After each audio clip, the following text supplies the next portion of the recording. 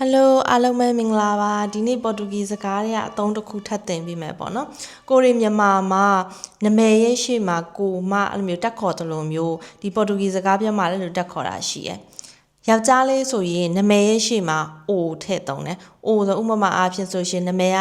ပက်ဒရိုပေါ့နော်ပက်ဒရိုဆိုလို့ရှိရင်အိုပက်ဒရိုအဲဆိုလို့ရှိရင်မြန်မာလို့ဆိုလို့ရှိရင်တော့မောင်ပက်ဒရိုကိုပက်ဒရိုပေါ့နော်နောက်တစ်ခါကျတော့ main ကလေးဆိုလို့ရှိရင်အရှိကနေ A တက်ခေါ်တယ်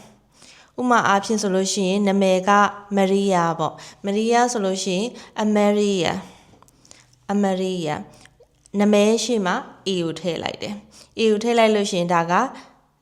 မမရီယာပေါ့နော်မမရီယာဆိုတဲ့သဘောဖြစ်သွားတယ်အဲ့ O နဲ့ A နဲ့ကကြတော့ဒါကဒီ common စကားလုံးပေါ့နော်အဲ့အောင်မကိုကကိုထက်စီနီယာကြတဲ့လူတွေပေါ့နော်ယူသေးပြရမယ်ဟိုဦးလေးတော်လို့ရွယ်ပေါ့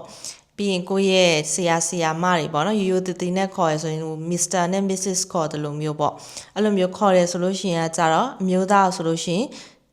senior ကြားဖို့မှာပေါ့ဒီ Spain ကားတို့ပါမှာတို့လဲဘာသာစကားအတူတူပဲလေနော်အဲဆိုရှင် senior ဆိုလို့ရှိရင်ဒါက senior ပြီးသွားရင်သူ့ရဲ့ရှေ့မှာသူ့ရဲ့နာမည်ကိုထည့်ပေါ့နော်နာမည်ကတချို့ကြလဲ first name နဲ့ဥမာ senior Pedro အဲ့လိုမျိုးပေါ့နော်တချို့ကြလဲ last name နဲ့ခေါ်လဲရတယ်ဒါမှမဟုတ် first plus last လဲရတယ်ဒါကတော့ तू ကတိကျသတ်မှတ်ထားတာမရှိဘူးပြီးတော့လို့ရှိရင်အမျိုးသမီးဆိုလို့ရှိရင် senior ဥမာ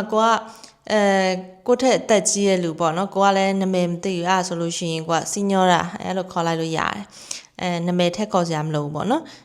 email တွေပါရေးရဲဆိုလို့ရှိရင်ကိုထက်ကြီးရဲ့လူတွေကိုယူတည်နဲ့ရေးရဲဆိုလို့ရှိရင်နာမည်ရဲ့ရှေ့မှာ senior အဲ့ဒါဘာနဲ့တူလဲဆိုရင် English ရဲ့အဓိပ္ပာယ်နဲ့ဆိုလို့ရှိရင် Mr. Mrs နဲ့တူတယ်မြန်မာလို့ဆိုဦးတော်ပေါ့နော်ဒါပေမဲ့ तू ကခင်တဲ့လူတွေမှာဆိုရင်မသုံးဟိုကိုထက်ကြီးပြီးတော့ဒီမရင်းနှီးရဲ့လူတွေမှာဆိုသုံးတယ်လောက်ပါပဲ